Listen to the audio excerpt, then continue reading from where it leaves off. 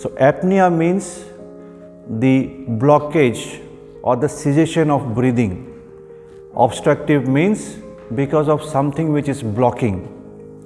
Now, things which we need to realize and understand: when we sleep, a middle-aged person or an elderly person snores, we think about the noise coming and we try to ignore it and get used to it. But it's not the noise which worries us as a healthcare provider. It's the apnea, it's the blockage which actually worries us.